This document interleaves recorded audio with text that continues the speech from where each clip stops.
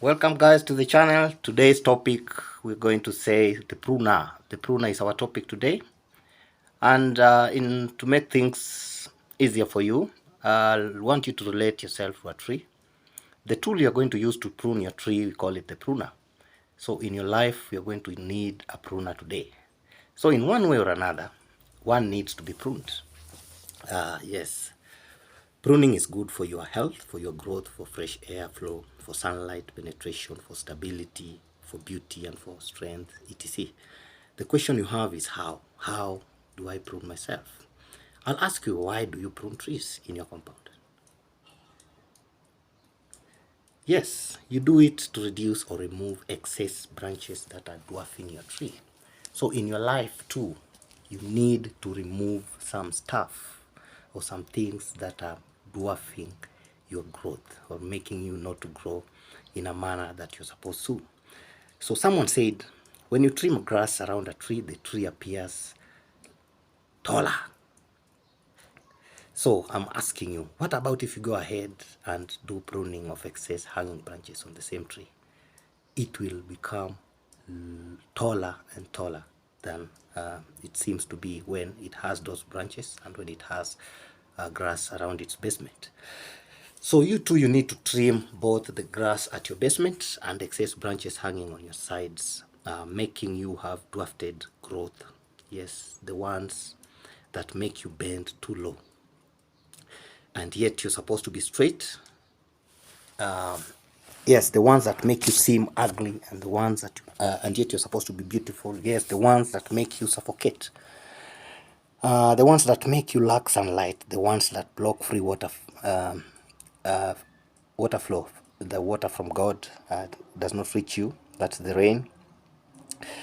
Yes, the ones that scare new people who want to mingle or make friendship with you or do business with you, simply because you seem occupied by these branches, or it says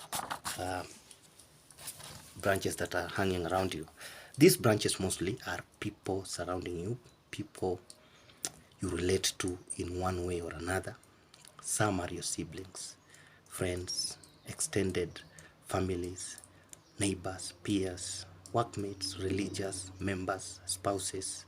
To the extreme, sometimes they are your own children. So is it true that blood is thicker than water? Some actions make me wonder, when did the water become thick?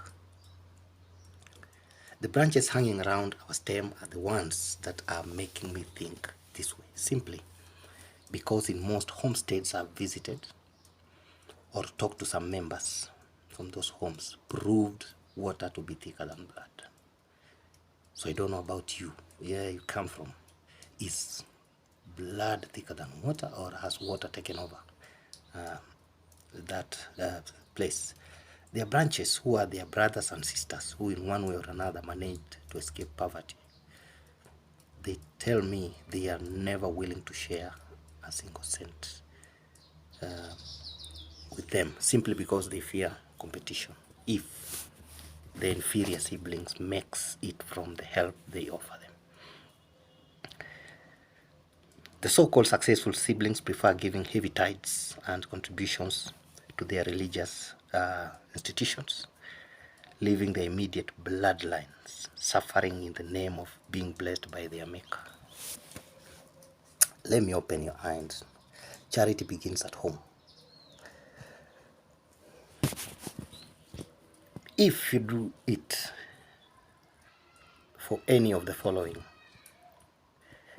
the parents, the siblings, nephews, nieces, aunts, uncles, grandpa, grandma, etc., then you will be doing the justice. That means the charity will have begun at home. But if you do the opposite, if you don't help any of the above, then you are that branch that we are talking about today. So you should be pruned off by the pruner. Let the tree grow without you pausing to be of any help, just by peering during sad moments. But when it is merry time, you have your own clique. If it touches you, please don't be a branch you don't need in the tree of life, because the pruner is available. Thank you. With love, Winston. C.A. Zambuli.